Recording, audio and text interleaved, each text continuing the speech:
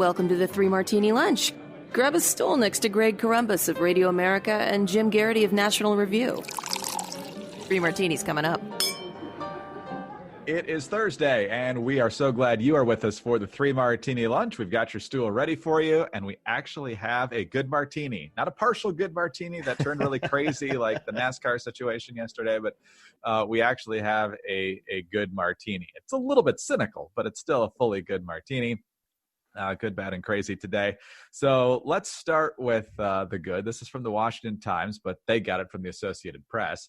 A collection of Seattle businesses, property owners, and residents sued the city Wednesday over its tolerance of an occupied protest zone, saying officials have been complicit in depriving them of their rights to their property.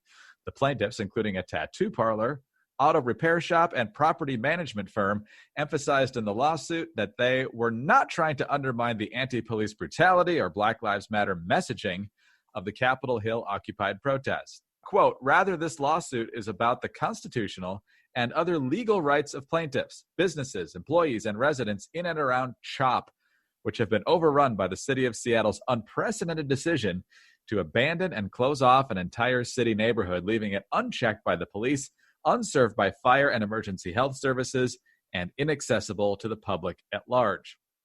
The city says it hasn't seen it yet, Rob, but it's going to take a look at it. Rob Long of National Review and Ricochet, co-host of the Glob podcast, and for Jim Garrity today. And so, Rob, good for them. I mean, I kind of wish we would have seen this like on day 2, but the city doesn't seem too interested in really responding to these business owners. But well, they have a case, right? I mean, absolutely. They do have a case. I mean, if even if it's for dereliction of duty or non-performance of services, they are paying for safe streets. That is something that we pay for, and they have not gotten. I love two things. One, I love the businesses themselves: tattoo parlor, auto repair shop, and property management firm. There's only one there that's really considered universally a villain, and that's the property management firm. But you just get a sense of that. First of all, you get a sense of the neighborhood, but also you get a sense that these are like, there's no, I've never met or heard of a millionaire tattoo parlor owner or a millionaire auto repair shop owner. These are small businesses, and they're the ones that are getting hurt.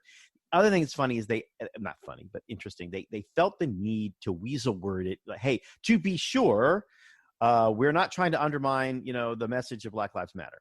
But even in the English, there's something interesting because in the article, it says they're not trying to undermine the anti-police brutality.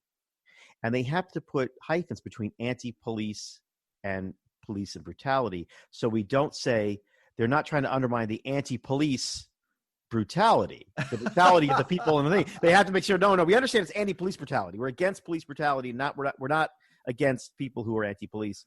All of that stuff is just the verbal and in many ways, sometimes moral knots people have tied themselves up in simply because they feel uncomfortable saying a simple thing, which is the streets should be safe. And that's what the police are supposed to do. And when you have a bunch of people declaring an autonomous zone in the streets, you have ceded your, not authority so much, but you've quit on the job, which is what all those Seattle politicians have done. They have simply stopped performing services. They should be sued not only for whatever that phrase is, for like interrupting their business, but they should be sued and be fired. Like if you don't, if Donald Trump doesn't show up, I mean, first of all, if he doesn't show up to the Oval Office, poll numbers probably go up. But if he doesn't show up, he can be, there's the constitutional way to remove him from office. Like if the mayor ceases to be the mayor of Seattle in any meaningful way, in the simplest, most meaningful way, then he should be removed. And this lawsuit is the beginning of what I hope is the beginning of an actual conversation about that. And it also goes to a larger issue that is coming with all of these demands for radical change. Bill de Blasio talked about it last week, and other people have talked about it. There's clearly an effort here to dismantle the notion of private property, which is one of the key parts of a free society, obviously. But Jenny Durkin clearly doesn't have any concerns about private property. We'll see how the city responds to the lawsuit, but you got far left folks like de Blasio doing the same thing. I don't think this is an accident. These people are on message. As crazy as they are, they're consistently on message, and there's a reason for it. Some of them are actually communists, which used to be something that people would say, well, I'm not really a communist. That's a slur. But now they're like, yeah, no, I'm definitely a communist. That's true. But also the argument in a civil society against what happened to George Floyd is that we deprived him of his liberty. The police deprived him of his freedom. The argument against slavery is that, among other things, that it's a taking. It's a taking of labor. It's a taking of your freedom. It's anti-capitalist. It completely eradicates any notion of private property or the right individual citizens have to have private property. So the idea that the remedy for all those ills and evils is to somehow violate people's rights even more and violate private property and the principles of individual liberty even more seems incredibly insane, except that what we're really looking at is a power grab. They're not against people imposing power on other people. They're really not even against people, an authoritarian regime cracking down on political enemies. They're just arguing that they should be the authoritarian regime. They should be the dictators in charge. And that's something that we've been seeing, it's like, what is it from Animal Farm? All animals are equal. Some are more equal than others. We're so quick. The cycles are so fast now, Greg. We're actually in that phase. We're in the phase of the perversion of the revolution. And it's not even July yet. Well, yeah, just yesterday we had a lot of folks on the left talking about how great the French Revolution was. So kudos to American education. And proven model. It's a proven model. It has never been tried yet. Exactly right. That's right. Get your guillotines ready in your backyard, I guess. Durkin now says she's going to unwind, although she's taking her sweet time. She's going to unwind this CHAZ or CHOP, whatever you want to call it, this autonomous zone, which of course is still getting utilities and everything else, because there have been a bunch of shootings and one person died. You got radicals on the city council saying that it was actually far-right people that are responsible for the violence. But after just 2 weeks, Rob, it appears that CHAZ has not worked, but I'm sure the explanation will be that true CHAZ has never really been tried. True CHAZ has never been tried. They have a certain kind of, you can't say this now, but in Sweden, they have a CHAZ. It'll always be, at some point, in 2 weeks, we'll be nostalgic for CHAZ. That's how fast these things spin and turn. What CHAZ needs is a Chavez, is what it needs. It needs a strongman. And it'll be perverted in a few more weeks. But I hope a strong man emerges before the mayor of Seattle takes care of this, because I feel like we want to see the full 6-act play that's unfolding. I don't want to leave during intermission. I want it all to happen. There was one guy in the first few days there that was kind of calling the shots and acting like he was in charge. I don't know how that ended up turning out. I haven't heard much about that lately, but if anybody's a Walking Dead fan, that's what we're looking at here, or Mad Max, right? We're looking at the farcical version of that, but it's still the same pattern. It's the same pattern.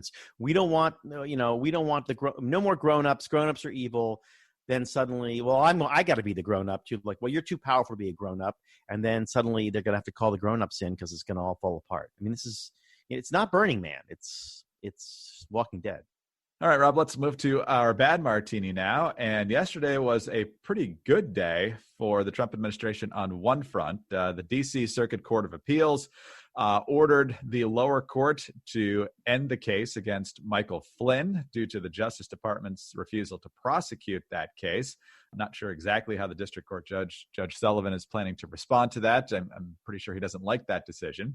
But we also found out from newly uncovered notes from former FBI official Peter Strzok that both Barack Obama and Joe Biden were directly, at least in the know, if not calling different aspects of the Trump investigation, specifically this January 5th, 2017 meeting. So after the election, but a couple of weeks before the Trump inauguration, that is pretty clear that they knew exactly what was going on. So Biden's suggestions to the contrary in relatively recent interviews is absolutely not right. So Strzok's notes, believed to be of January 2017, reveal that former President Obama, James Comey, Sally Yates, Joe Biden, and apparently Susan Rice discussed the transcripts of Flynn's calls with the Russian ambassador at the time during the transition and how to proceed against him. This is according to Sidney Powell, the lawyer for Michael Flynn.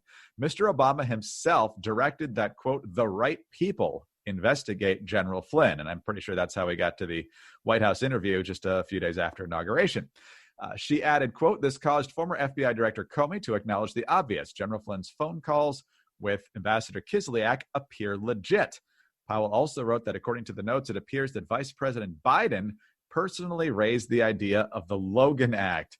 That became an admitted pretext to investigate General Flynn, she said. And so this obviously puts Joe Biden into the mix. I'm sure the media has little interest in this investigation anymore now that it's kind of aimed in the opposite direction, Rob. But we're getting more and more to the bottom of this. We don't know what John Durham's going to come up with or when he's going to come up with it. But what's your reaction to this type of coordination?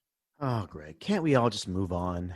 Can't we move? That's what we're going to hear. Like, can't we move on from this? Why are we so upset? That's what the left is going to say now. It's time to move on. It's time to talk about COVID. Can we talk about COVID? Because of course it blew up in their face, and you always know when you're starting to hit a target because it's time now. Now it's time to move on. We spent 3 years talking about if the Department of Interior issued new regulations for the font to be used in national parking signage, there would be included in that a paragraph about the Russia investigation, how Putin figured in for 2.5 solid years, and now suddenly we want to get over it.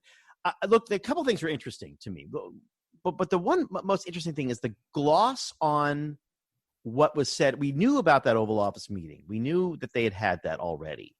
But what we were told was that the President of the United States made it very clear that he wanted it done by the book.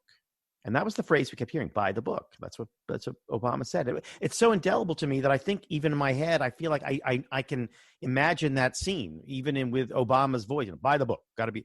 And I imagine maybe he winked a little bit, but now we know he didn't say by the book. He said, let's have the right people on it, which is not even close to the same thing.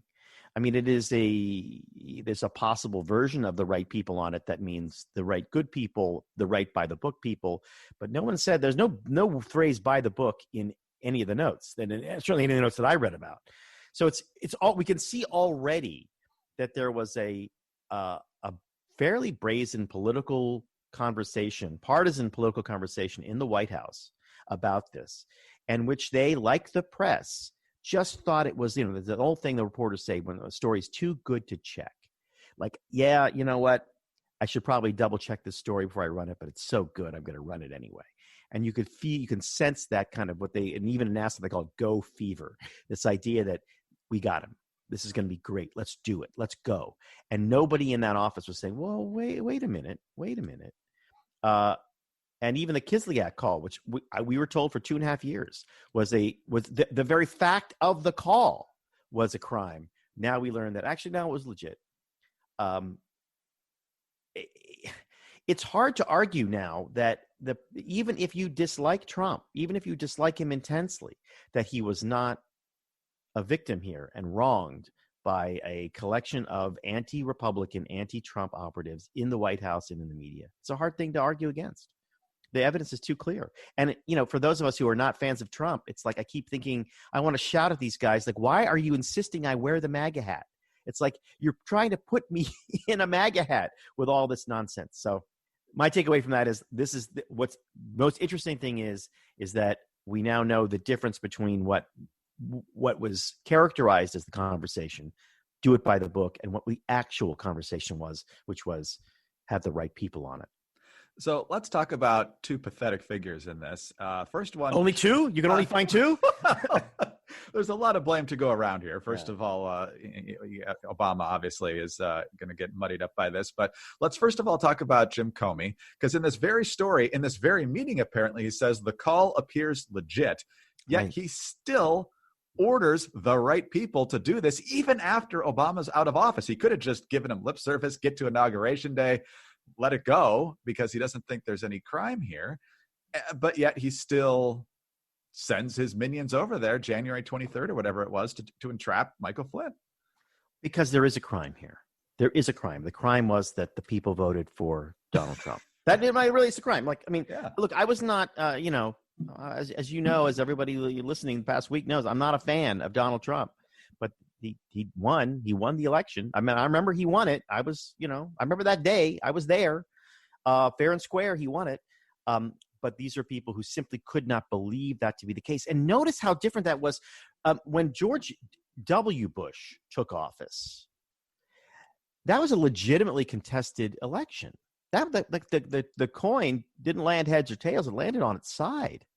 it took a long time to count up all those votes, all those ballots in Florida, before we knew for sure that Bush had won. But but notice the difference in the pushback against Bush. I mean, the media hated him, the Democrats hated him, everybody hated him, but there was no attempt to undermine his administration from the get-go.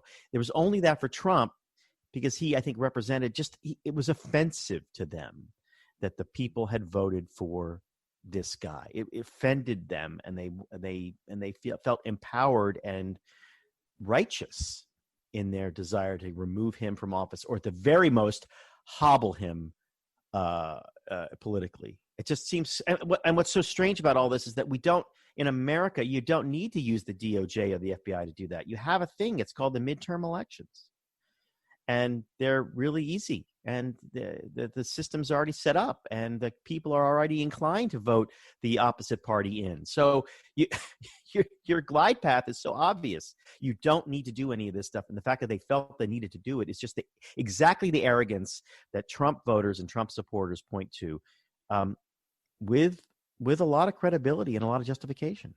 Exactly right. And then you have Joe Biden. And Rob, there's a lot of different words to describe politicians, but is there any more knee-jerk, lazy, sloppy strategy than to accuse someone of violating the Logan Act, which has been around for 200 years? It's never been used to prosecute anyone, but it's constantly trotted out to try and argue that someone is, on the brink of committing treason here. I remember Tom Cotton wrote an open letter, I think it was in the Post, to the Iranian regime about the nuclear deal and so forth. That was a violation of the Logan Act. So every time somebody does something where they want to get someone in trouble when they really didn't do anything that they can pinpoint, they trot out the Logan Act. It's the height of political laziness.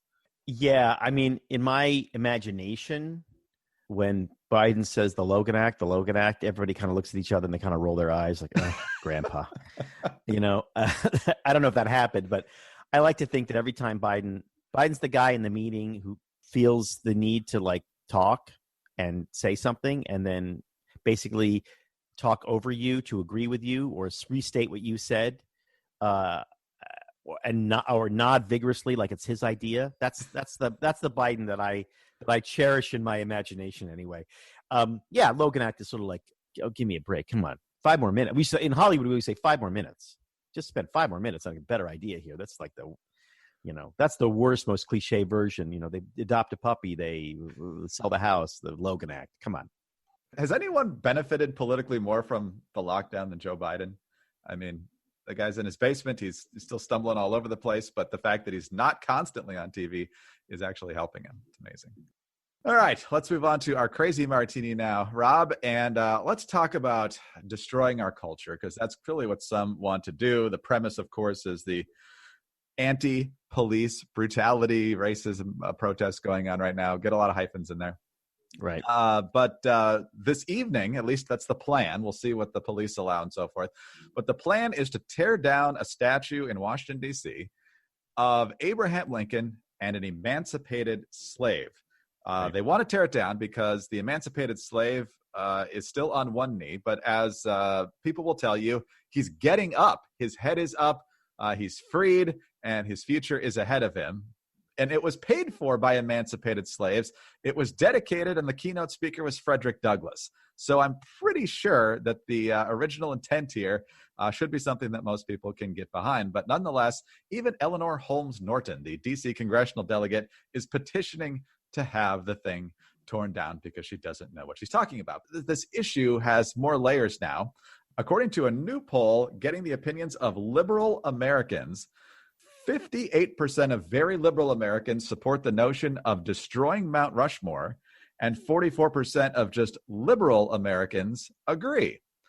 Not to be outdone, there's now a push to say, you know what, maybe it's time for the Star-Spangled Banner to go. We need a new national anthem. There's a story earlier in the week that a soccer club in Tulsa, like they're going to be the trendsetter, is getting rid of the national anthem. Instead, they're going to play This Land Is Your Land, which of course is more of a collective notion. The left loves This Land Is Your Land. But that would actually be a fantastic choice compared to what others want to do. In Yahoo Entertainment, the idea is to have the new national anthem be, of course, Imagine by John Lennon, which, of course, believes in an atheistic society, which goes right back to what we were talking about with their targeting possibly of the Jesus statues. So what exactly is the cultural goal here from these revolutionaries?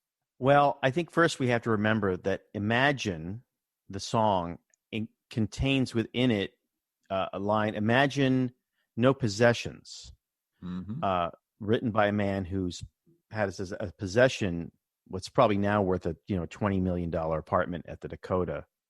It's really easy to I was never lucky enough to meet John Lennon, who was, of course, murdered on the street. But I would like to ask him, I want you to imagine no possessions first. How about you go first? You imagine no place in the Dakota. In fact, you could you can walk out right now. You don't have to, there's no law that keeps you there. Which is always the classic case with every sort of, utopian liberal, which is imagine a wonderful world. You go first is always what they want you to do. Imagine if we didn't have any prejudice or money or small businesses. You start first. There's a bunch of ironies here. There's a bunch of outrages here, and the outrages and the ironies are connected. What offends me the most is the statue, because it's actually a monument to something that we as a country should build monuments to, which is great leadership and sacrifice and freedom. That's what America's made up of, and they don't seem to understand that. Look, I don't have kids, so for me, there's always one single go-to villain for everything that happens in society, and that's parents. I don't really blame the young people, and they're almost all young. So there's probably some old stupid people there marching around that monument, claiming that it should be torn down. They don't know who Frederick Douglass was. They don't know who any of those people were. They don't really know what Lincoln did. Nobody taught them. Nobody forced them to take an exam on it. They were too busy putting helmets on their head and making sure they didn't have peanuts in the peanut butter or whatever. They didn't have the kind of upbringing that included certain cliches about America that you were supposed to know. Even if you were then going to reject them, you still had to know that George Washington chopped down the cherry tree, even if later you were to say, yeah, well, he was no great guy.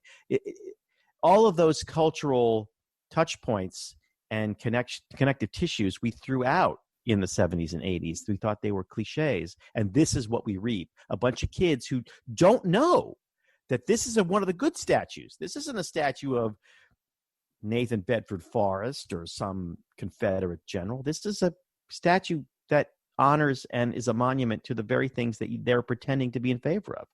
It's just that they're stupid, and they're stupid because they're young people who've been raised by a lazy and decadent society. Not to sound too conservative here, but I don't know another way to interpret it. Well, they're not going to be on your lawn, I can tell you that, or at least if they, set foot on. Right.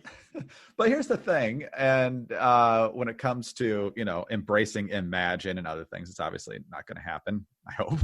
But we talked about it with the attitude towards the businesses in Seattle, and you see it now every time on the left. You don't like the way the healthcare system's set up, government run. You don't like the fact that some people make a lot of money and others don't. We got to embrace income redistribution, socialist idea. We think that the climate might be changing, Marxist policies. We got to get rid of property rights. It's like the old Far Side cartoon where what to do when your horse gets hurt. You shoot it every time, no matter what the problem is. They want to throw Marxism at us, even though we know over and over and over again it doesn't work. Well, it's actually Marxism was designed to be that answer. Even in Das Kapital or whatever it is, he says it's going to happen anyway. And it is the solution. It's the natural solution. It's a natural solution. Marxism and communism is supposed to happen anyway, and yet people always seem to be having to impose it. Marx said, "Oh, this is just a natural evolution. Eventually, people will stop, having private property." And yet somehow it's always like somebody doing it at the end of a gun. Yeah, look, I mean, the problem is freedom means that you can't tell other people what to do, and telling other people what to do and what to think is like one of the great joys of being a busybody person. We're all up in each other's business. So we kind of feel like we spend half of our day trying to make sure that other people are thinking and believing and praying and working and raising their children exactly the way we insist that they do. And we don't ever wonder why we are so offended when other people try to do the same thing to us. What's even more depressing here is that the solution, really, just to be super blunt, the solution to not all the problems in the African American community, but a good portion of the problems in the African American community is in wealth creation. The solution is for wealth creation to occur in those communities, which it hasn't occurred and doesn't occur nearly at the rate it does in other ethnic groups, Asians and Latinos especially. The solution is not less private property, not more socialism, not a more sclerotic government, not more regulation. The solution is more wealth creation in that community. And we've decided those words are unacceptable. And that's, we're throwing out the only cure that's lasting and trustworthy and will build a more peaceful future. And that's really sad.